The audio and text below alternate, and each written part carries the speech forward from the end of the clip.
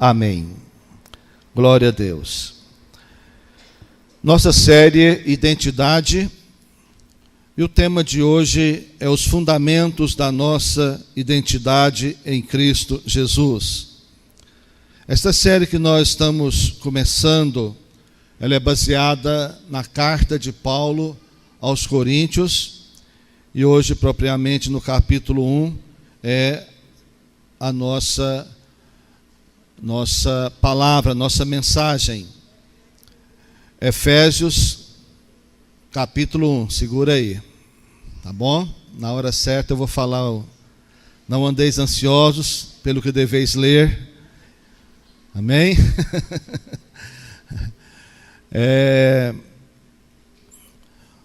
Esta carta aos Efésios, porque Efésios tinha uma igreja que foi fundada por Paulo,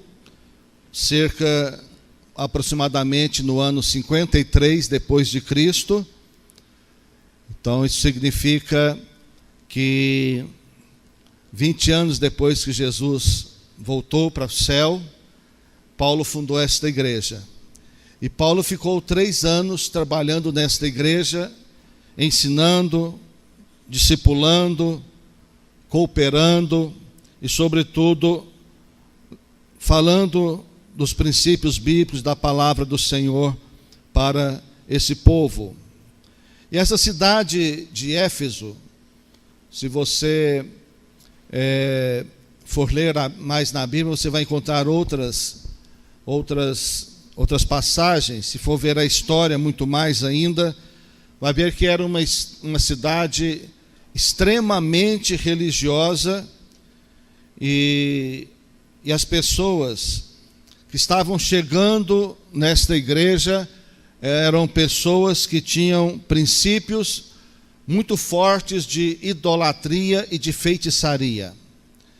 Então Paulo estava 3 anos trabalhando nesta igreja, ensinando este povo, dedicando-se a esse povo, mas, como nós também, eles não tinham obtido ainda todo o entendimento que Paulo estava tentando imprimir no coração deles durante aqueles 3 anos. Às vezes nós até achamos ruim quando alguém com esta faixa de tempo de igreja se comporta como uma criança na fé, mas isso sempre aconteceu, sempre houve. E nos dias de hoje, talvez até numa proporção maior.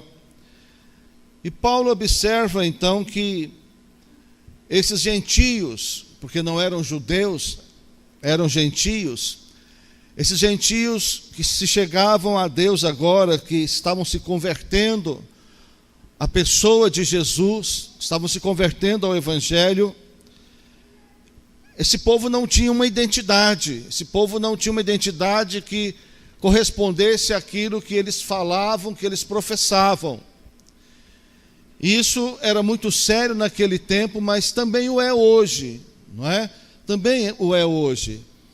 A identidade que às vezes nós notamos, nós detectamos e até achamos às vezes que deveríamos ter como igreja, muitas das vezes é uma identidade formada por preceitos humanos, por princípios, regras, e não por aquilo que Paulo está procurando ensinar a esse povo. Uma igreja nova, uma igreja de um povo que estava há pouco tempo vindo de um contexto de idolatria, de feitiçaria, de confusão espiritual, e que havia nesse povo uma cultura. E um grande problema das pessoas em desenvolver vida cristã, de fato, de verdade, são as culturas. Existem as culturas de uma nação, existe a cultura de uma família, existe a cultura das religiões, existe a cultura também da igreja evangélica. E as igrejas evangélicas herdaram culturas americanas mais que tudo, mas também herdaram cultura europeia. E muitas coisas que acontecem na igreja, no Brasil, por exemplo, são coisas que foram herdadas. E culturas que foram herdadas, e tem coisas que não são coisas genuinamente bíblicas, mas aquilo torna-se muito mais valioso, às vezes, do que até a própria palavra de Deus para muitos. Muitos não conseguem se desvencilhar de algumas tradições, não conseguem se soltar de algumas prisões religiosas, porque aquilo está impregnado na sua alma, aquilo está impregnado na sua mente, porque herdaram aquilo, ou porque chegaram, era daquele jeito, e agora não pode haver mudança, porque aquilo é que é a maneira correta. E às vezes essas pessoas não têm a iniciativa e a disposição de estudar e buscar em Deus mais profundamente a revelação e o entendimento daquilo que a Bíblia se propõe para nós. Nossa identidade, queridos, ela tem uma origem. Agora você pode ler comigo aí Efésios 1, 3 e 4. Amém? Estão felizes? Ok, encontrou? Amém?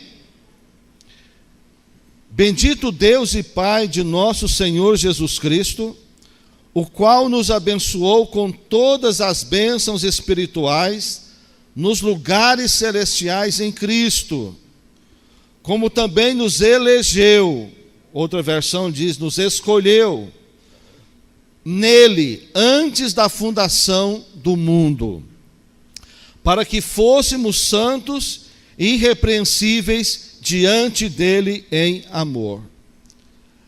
Interessante entendermos aqui que antes da fundação do mundo, todos os salvos já haviam sido predestinados por Deus, não para salvação, salvação depende de receber Jesus, mas foram predestinados.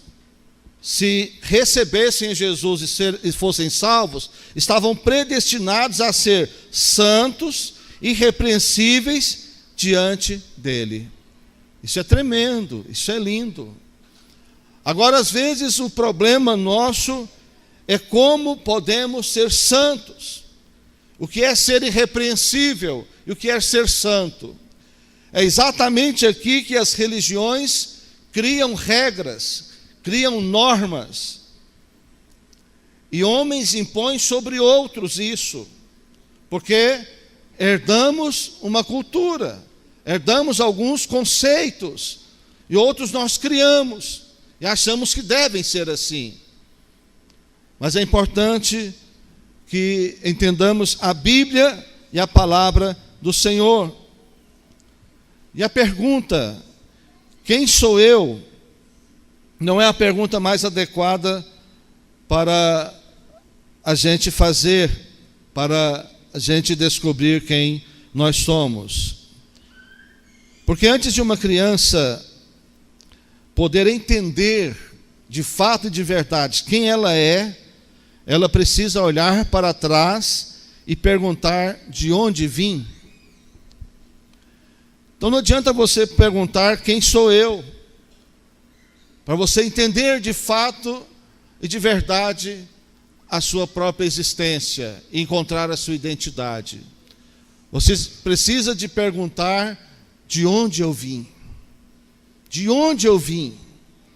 E o texto do apóstolo Paulo nos ensina que antes da fundação do mundo, já havia Deus determinado algo tremendo sobre nós. Mas nós vamos ler mais na frente para esclarecer melhor essa questão de onde nós viemos. E antes da fundação do mundo, Deus já projetou para você, e Deus já projetou a forma de você ser criado e formado. Então nós devemos fazer talvez a seguinte pergunta: qual o propósito de Deus ao me criar? Você já fez essa pergunta? Ao invés de perguntar, quem sou eu? Pergunta, de onde vim? Se você entender que foi Deus que te criou, qual o propósito de Deus em me criar? Deus não nos criou para o nada. Deus nos criou com um propósito. Deus tem um propósito conosco. E o propósito de Deus conosco, ele é eterno. Ele é muito maior do que o propósito que ele tem conosco aqui na terra. Mas o propósito que ele tem conosco aqui na terra também é um propósito tremendo. E ele tem com cada um de nós um propósito aqui na terra. Nós não vamos ler, mas em Efésios 1, do 15 ao 23, Efésios 1, para quem está anotando, do 15 ao 23, depois você vai ler em casa, nos dá a demonstração de que sempre foi o propósito de Deus encher a sua criação da sua essência. Deus sempre quis encher a sua criação da sua própria essência e difundir essa essência em todos os cantos, em todos os lugares da terra. É isso que o capítulo 1 está falando. Por isso o apóstolo Paulo ora, lá no versículo 17, se não me engano, pedindo a Deus, dizendo aos Efésios, eu não paro de orar por vocês, para que Deus dê a vocês espírito de sabedoria e de revelação, no pleno conhecimento do Senhor Jesus. O que nós mais precisamos, queridos? Nós não precisamos de regras, nós precisamos de normas, nós precisamos de revelação de Jesus, precisamos de revelação da palavra de Jesus. E às vezes nós queremos resolver algumas situações no nosso contexto através de pode e não pode, através de regras, através de normas, através de leis. E não é por aí que as coisas devem caminhar. O apóstolo Paulo nos dá esse entendimento, ele compartilha aquilo que ele recebe de Deus para conosco, ou conosco, e fala que é a plenitude de Deus que deve estar em nós e sobre nós. E Paulo deixa bem claro que a nossa identidade, ela começa em Deus. A nossa identidade verdadeira, principal, ela começa em Deus. Eu sei que nós temos uma identidade natural, não é o nosso assunto. Podíamos até usar a paternidade, a maternidade como ilustração, mas nós estamos falando de uma identidade cristã, estamos falando de uma identidade espiritual.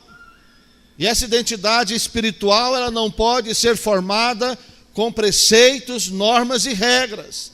Ela deve ser formada na pessoa do Senhor Jesus, de quem nós saímos. Ele nos criou e Ele quer encher-nos sempre da sua essência.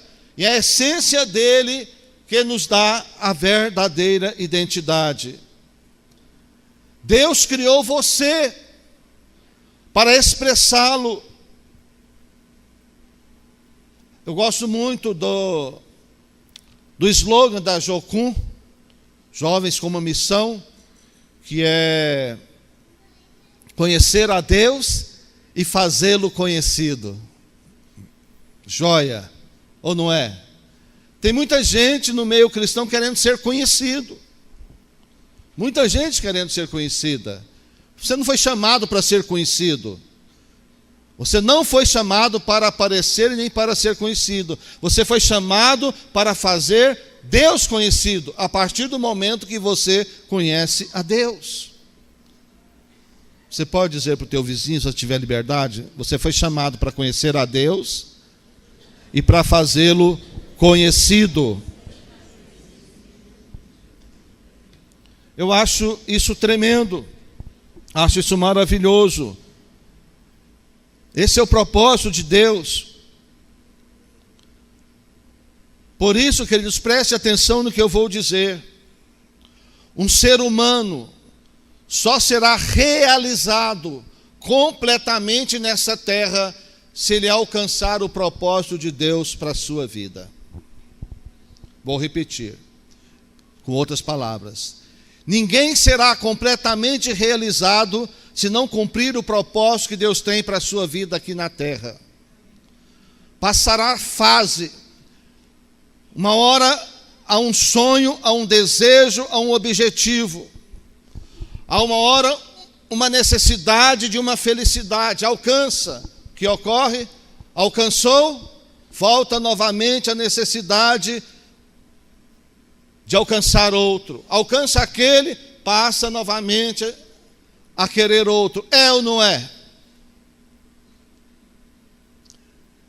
Quem acha que o curso superior resolve os seus problemas, faz um, enquanto está fazendo, está sendo suprido. Quando termina, o vazio vem de novo. Aí precisa de quê? Fazer outro. Não que esteja errado fazer mais cursos. Não, está errado não. Só estou dizendo que vai continuar insatisfeito, que vai continuar precisando.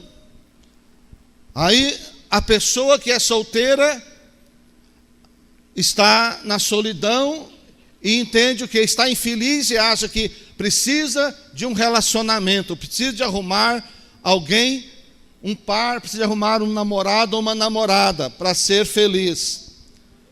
Começa a se relacionar e aí pensa, não, para ser feliz não basta namorar, precisa casar. Se bem que se não tiver propósito de casar, namoro não tem sentido, não é verdade? Mas só estou tentando explicar aqui. Ah, se eu me casar, se eu encontrar então o príncipe encantado, ou se eu encontrar a princesa, olha, eu vou ser feliz. Aí casa. Ah, eu preciso de ter filhos para ser feliz. Tem filhos. Ah, eu preciso de carro. Preciso trocar de carro, troca de carro e nada.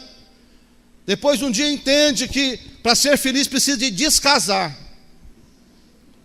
Não deu certo, tem que descasar para ser feliz. Aí começa tudo de novo. Não tem uns que casa para ser feliz e o outro descasa para ser feliz? E é a mesma pessoa. Um dia casou para ser feliz e outro dia descasou para ser feliz. Sabe por quê, queridos? Porque satisfação total nós só teremos de fato e de verdade quando estivermos dentro do propósito de Deus. E podermos chegar como o apóstolo Paulo chegou um dia. Ele chegou e disse: combati o bom combate, terminei a carreira e guardei a fé. Ele está falando de quê? Do propósito de Deus para a sua vida. Ele alcançou o propósito de Deus para a sua vida. E com isso, ele conseguiu então se realizar. Muita gente às vezes até clama, quer ir para o céu, porque não consegue se realizar. Você só pode ir para o céu depois de realizado. E realizar precisa de estar em linha com a vontade de Deus. Meus queridos, identidade cristã é algo muito precioso para a gente entender. E quando nós olhamos para o livro de Gênesis, você pode abrir também em Gênesis 2:7.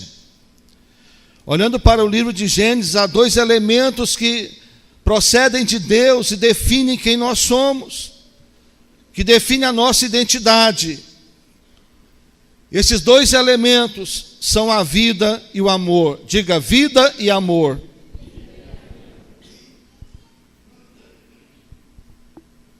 Mas não é qualquer vida, e não é qualquer amor também. Diga, é a vida de Deus e é o amor de Deus.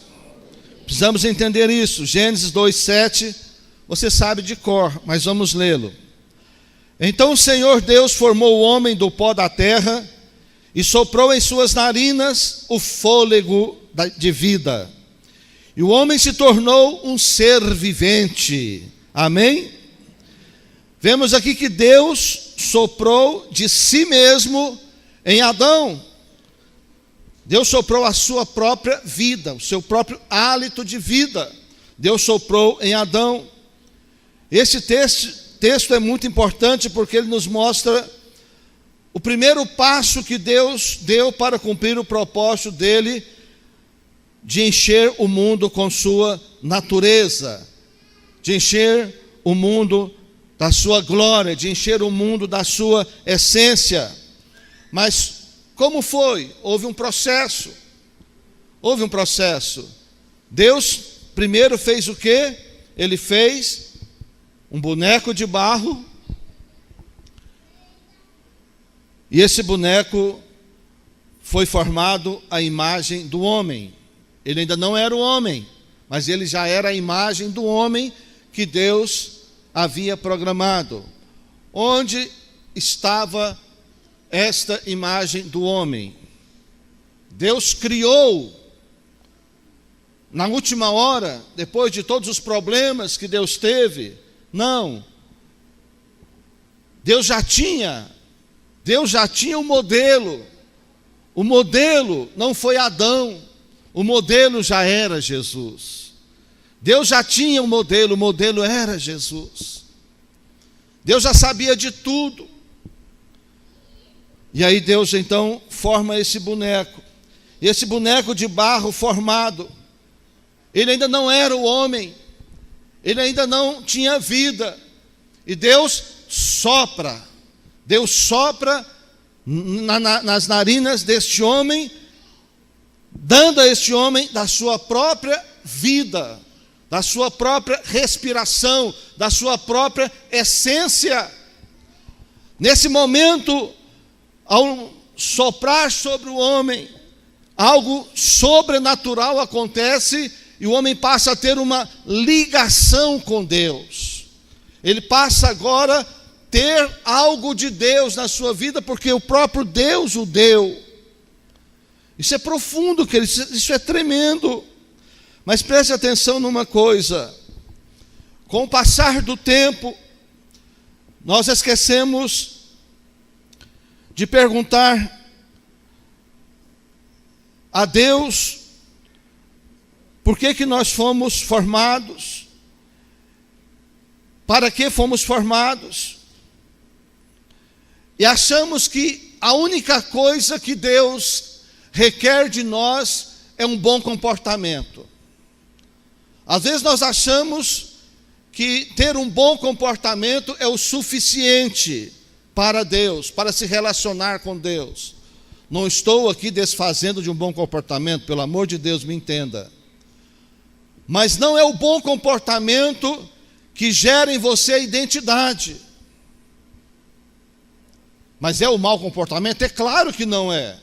Mas o que eu quero dizer que não são as normas, que não são as regras que faz de nós um cristão de fato e de verdade. Não são as normas e as regras que nos torna um homem ou uma mulher cheia de Deus. A essência de Deus não está em nós por causa das regras e das normas. O que Deus quer de nós é que nós sejamos cheios da vida dele. É diferente, é ser cheios da vida de Deus. Por isso que Deus soprou naquele boneco de barro, e aquele boneco tornou-se o homem, o primeiro Adão aqui na terra. E foi isso, esse sopro que tornou Adão aquilo que Deus gostaria que ele fosse. É isso que ocorreu, isso que aconteceu. Mas você conhece a Bíblia e sabe que Adão, ele se tornou aquilo que Deus queria que ele fosse, por causa da vida de Deus que ele recebeu. Mas Adão um dia, embora tenha sido desenhado por Deus para carregar a vida de Deus, através do sopro de Deus, e ser como Deus gostaria e planejou que fosse. Por isso lá em Atos também, Jesus, antes de subir, sopra sobre os discípulos e diz a eles: recebei o Espírito. Estava dizendo: recebei a vida. Ali nasce a igreja. Ao Jesus soprar sobre a igreja. Mas o que ocorre, queridos? Ocorre que Adão um dia virou as costas para Deus. E nesse momento ele foi desconectado de Deus. O que é morte? O que é morte? Diga: morte é estar desconectado com Deus. Uma pessoa desconectada de Deus está morta, espiritualmente e eternamente falando. Ela precisa se conectar a Deus. E não se conecta a Deus através de regras, de normas e de preceitos. Se conecta a Deus quando se recebe o sopro de Deus na sua vida. Recebe o sopro de Deus no seu ser. E com isso, então, a religião confunde as pessoas, e a religião dificulta as pessoas até de prosseguirem muitas vezes. Porque às vezes as pessoas não conseguem cumprir algumas regras, cumprir alguns preceitos, cumprir algumas normas.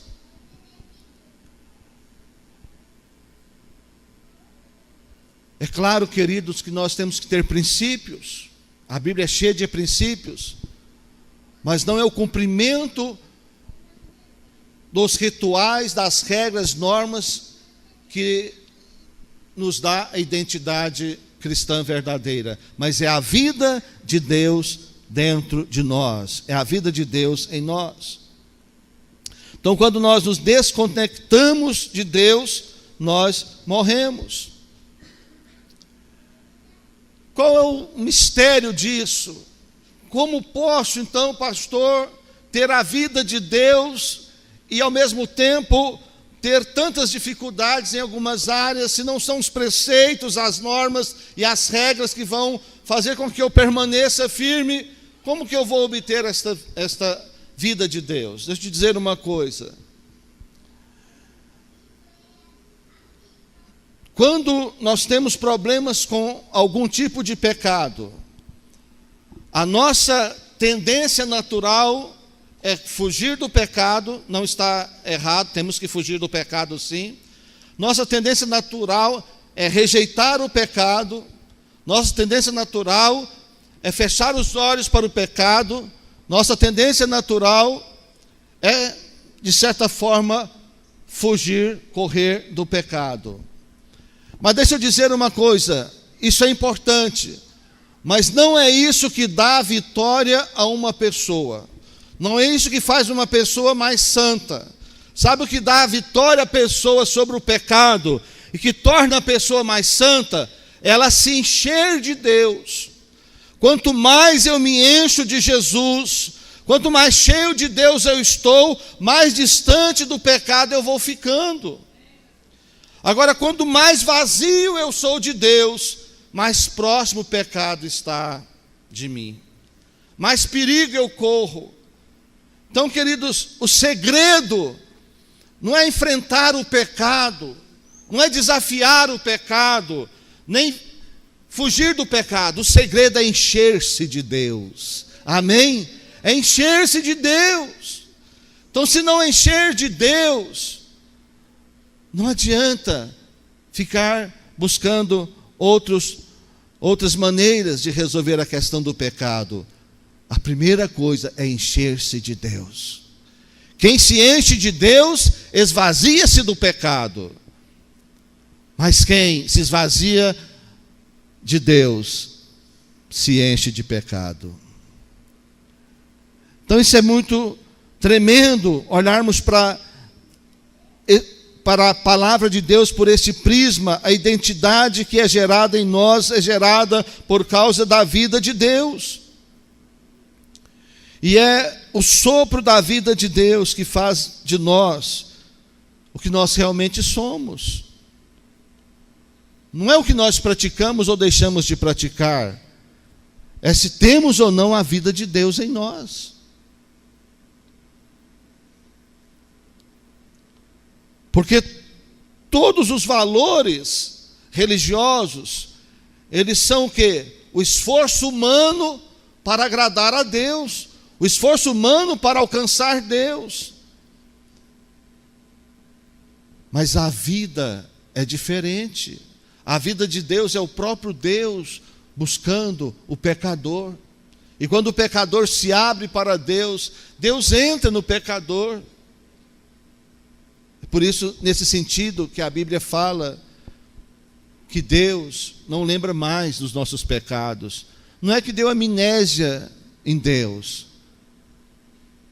Não é que Deus agora não sabe mais que você pecou, ou que você peca, que um dia você foi pecador, ou que você é pecador. Deus sabe de tudo que você fez. Mas esse esquecimento significa que isso não tem mais validade diante de Deus. Seus pecados não têm mais validade. Jesus pagou todo o preço na cruz para que você tenha vida. E Ele disse vida poderosa, vida abundante. E quem veio para roubar e para matar e para destruir foi Satanás. Jesus veio para dar vida e vida em abundância. Então Deus não veio para te castigar. Deus não fica te procurando, esperando você cometer um erro para Ele te castigar. Isso não faz parte do plano de Deus. Isso não faz parte do projeto de Deus. Ao contrário, Deus fica esperando você reconhecer que é pecador, se arrepender, pedir perdão, para Ele liberar o pecado, o perdão a você e liberar a sua própria vida a você.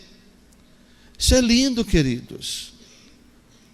Porque a cultura religiosa é que Deus fica observando, fica olhando, pecou, pá, vou castigar. E às vezes os pais cometem estupidez de jogar isso nos filhos desde criancinha. Não faça isso que Deus castiga. Quem já ouviu isso? E quem já fez isso? Pede misericórdia, pede perdão. Para com isso. Parece que o prazer de Deus é castigar. Não é isso que Deus quer. Deus quer dar vida. Deus quer dar vida. É claro que a lei da semeadura e da colheita, ela é forte, ela é uma realidade. Mas não é plano de Deus ficar te castigando. O plano de Deus é te perdoar. O plano de Deus é te redimir. O plano de Deus é tirar você do lugar que você está. O plano de Deus é que você seja cheio dele. E quanto mais cheio você tiver dele, mais longe do pecado você ficará.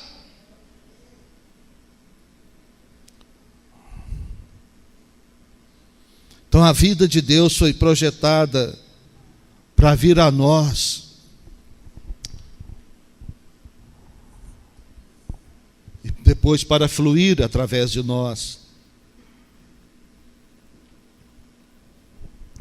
Estou te explicando isso para que você entenda que nós somos, que aquilo que nós somos só vai manifestar quando nós estivermos de fato conectados com a fonte, com o sopro de Deus, com o sopro do Senhor.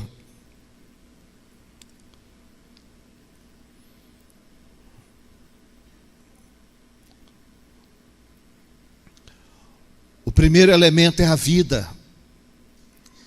O segundo elemento é o amor.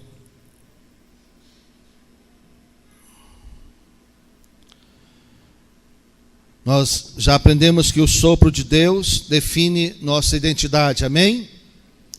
O que define a nossa identidade, queridos? Diga o sopro de Deus. Diga a vida de Deus. Diga assim, a minha identidade cristã está embasada na vida de Deus que eu tenho, que eu carrego, e não nas minhas práticas religiosas ou nas minhas práticas pecaminosas. Não estou defendendo o pecado não, queridos. Só estou tentando te ajudar a vencer a acusação e se encher de Deus. Meu desejo é que você se encha de Deus. Seja cheio de Deus. Procure encher-se de Deus. Porque fica muito sofrendo com acusação por causa do pecado. Por causa da tentação, muitos sofrem, ao invés de se encher da vida de Deus. O caminho é se encher da vida de Deus. A solução é encher-se de Deus. Não podemos perder isso, esse foco. Então Deus compartilha conosco a sua própria essência, que é a sua vida, mas há algo que é a natureza de Deus, que é o amor. 1 de João 4:8, 1 de João 4:8, está escrito assim: quem não ama não conhece a Deus, porque Deus é amor. Eita! 1 de João 4,16 agora. Acabamos de ler o versículo 8, agora vamos ler o 16. Deus é amor. Todo aquele que permanece no amor, permanece em Deus, e Deus nele. Queridos, o inimigo da vida é a morte. Mas qual é o inimigo do amor?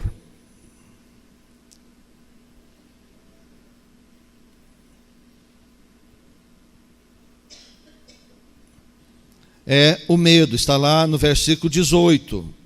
No amor não há medo. Ao contrário, o perfeito amor expulsa o medo, porque o medo supõe castigo.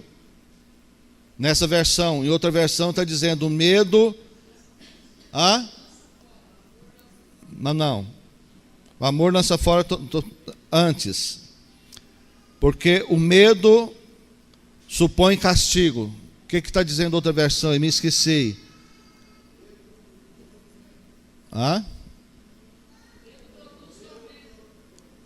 Medo produz tormento. Bom, concluindo o versículo. Aquele que tem medo não está aperfeiçoado no amor.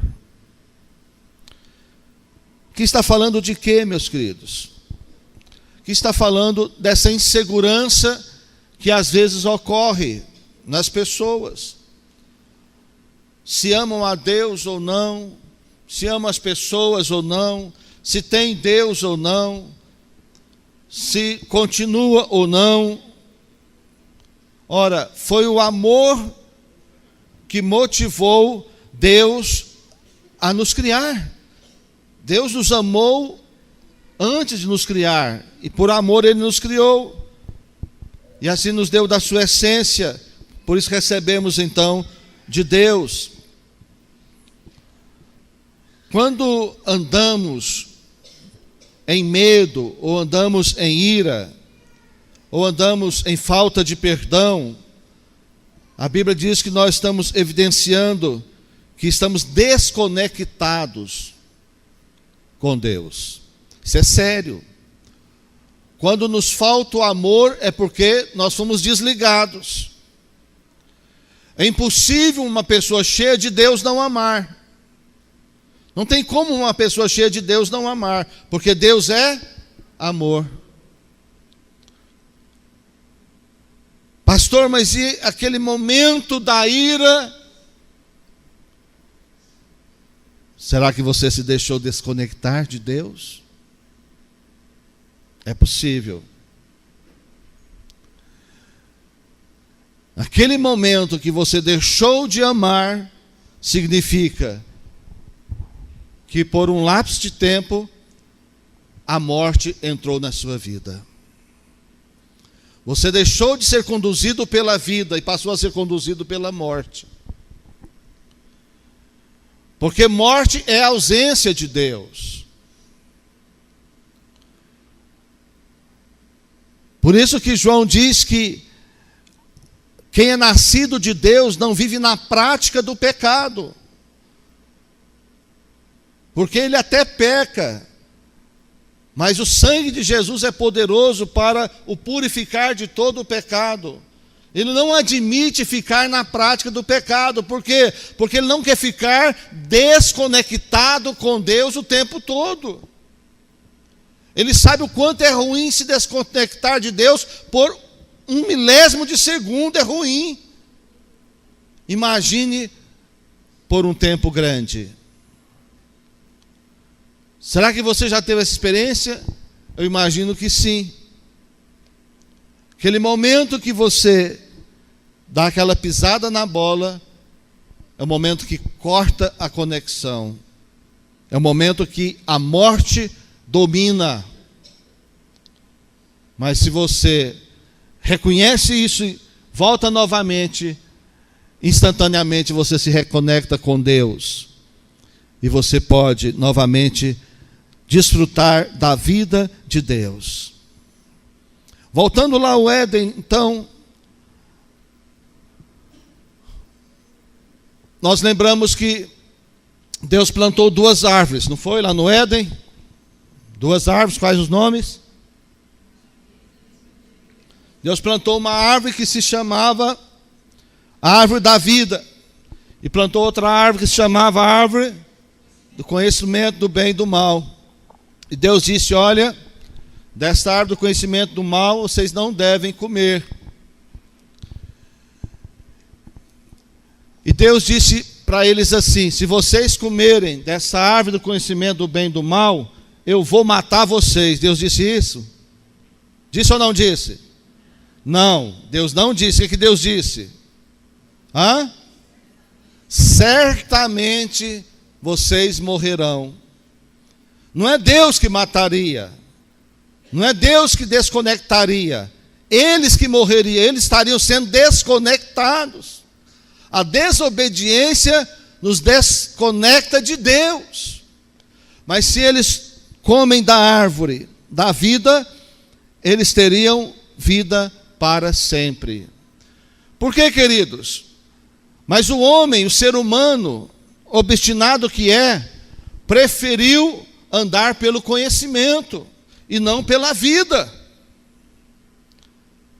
O homem decidiu andar por aquilo que ele adquire de entendimento, de conhecimento. 2 tipos de conhecimento: a andar pelo caminho da vida. E da mesma forma ocorre conosco hoje. Nós também optamos ou pela árvore da vida ou pela árvore do conhecimento do bem e do mal. A árvore do conhecimento do bem e do mal é a árvore, aquilo que nos convém, da religiosidade, das religiões, dos preceitos, das regras, das normas, da minha vontade, do meu desejo. Eu posso andar. Minha vontade é forte, a sua vontade é forte. Aí é onde Jesus disse que é necessário tomar a cruz e segui-lo, se quiser ser discípulo dele. E para ser discípulo de Jesus tem que negar a árvore do conhecimento do bem e do mal. Uma árvore com 2 galhos, com duas maneiras de fluir. Mas do outro lado tem a árvore da vida. Aqui está uma árvore com um só tronco, mas ali tem o conhecimento do bem e do mal. Nós não vivemos o cristianismo, a vida do cristianismo não flui determinado por aquilo que é bom, por aquilo que é ruim, por aquilo que é bem ou por aquilo que é mal. Por isso que eu insisto em dizer, não é o nosso comportamento que vai gerar a nossa verdadeira identidade. Não é eu fazer o bem que me faz, de fato, de verdade, uma pessoa conectada a Deus. O que me faz conectado a Deus é se eu tenho a vida de Deus. É se eu estou recebendo a vida de Deus, se eu estou enchendo-me da vida de Deus, se eu estou fluindo a vida de Deus. Fazer o bem e não o mal, queridos, isso tem muita gente que faz.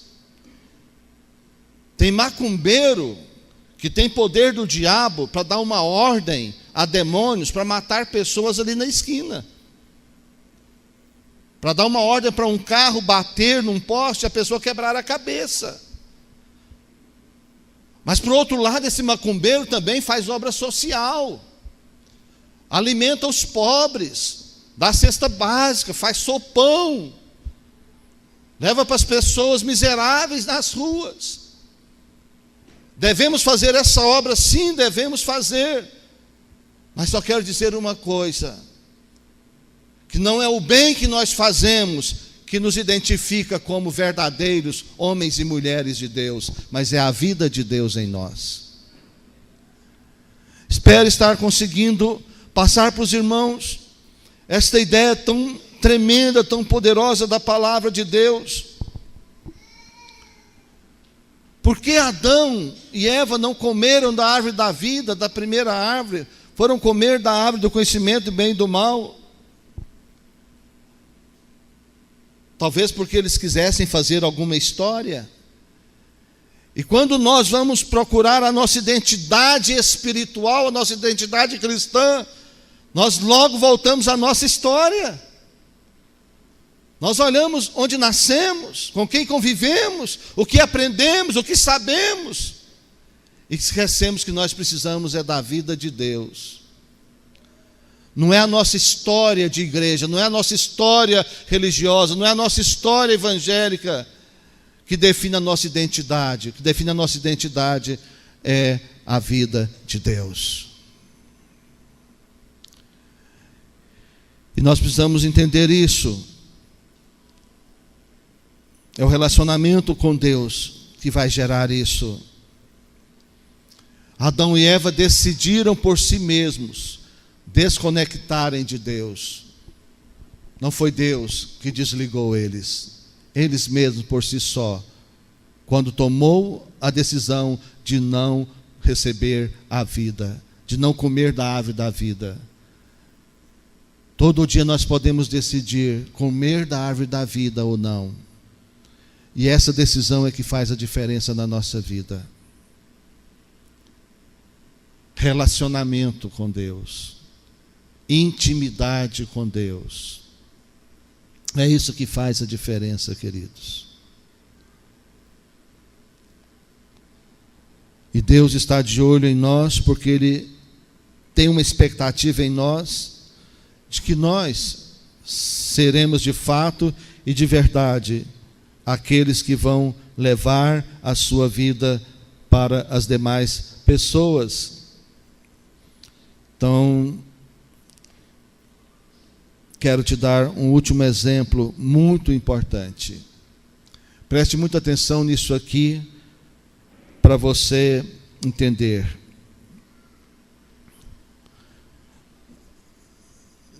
Eu tenho problema de vista. É sério? É, mas não é o mais sério. Suponhamos que o meu problema fosse mais sério, que se eu perdesse os meus óculos, eu não via mais nada. Vejo vocês aí. Não dá para reconhecer do terceiro banco para trás, não dá para reconhecer ninguém. Mas eu estou vendo aqui esse púlpito, estou vendo o copo d'água, né? Estou vendo aqui o iPad, estou vendo o celular, que está o meu cronômetro aqui, que eu já passei da hora. Está vendo aqui a minha agenda. Mas, veja bem, eu estou agora com dois problemas, não é só um problema. Porque eu perdi os meus óculos, eu perdi a minha visão, eu perdi o meu recurso, e agora eu não consigo mais ver. Mas o pior de tudo é que agora eu não tenho como encontrar os meus óculos. Eu não tenho como agora ver o que eu preciso de ver aqui. Então, para eu voltar a ver, eu preciso dos meus óculos. Mas eu não consigo encontrar os meus óculos, porque eu os perdi. Então o problema ficou duplo e ficou mais difícil de ser resolvido agora. Assim também aconteceu com Adão e Eva. Oh, como vocês são bonitos. Não é? Da mesma forma. Sabe, queridos, assim também conosco. Nós perdemos a vida de Deus com o pecado. Mas o problema é que nós também não conseguimos encontrar a maneira de voltar para Deus. Por isso Jesus se apresentou: eu sou o caminho, eu sou a vida. Eu sou o caminho, eu sou a vida. e aquele que vem a mim, de maneira alguma lançarei fora. Ninguém pode encontrar o caminho por si mesmo. Só encontra o caminho de volta a Deus, só se conecta com Deus novamente através da pessoa de Jesus. Não tem outra forma, não tem outra maneira. Então o ser humano tem dois problemas. Primeiro, que perdeu a conexão com Deus. E um problema maior é que não tem como se conectar com Deus, a não ser que Jesus o encontre. Só Jesus pode reconectar-nos com Deus novamente. Amém, meus queridos? É isso que Jesus disse, né? Ele é o caminho, Ele é o pão vivo, Ele é a água viva, Ele é tudo que nós precisamos. Eu vou parar por aqui, porque o tempo não permite a gente avançar mais.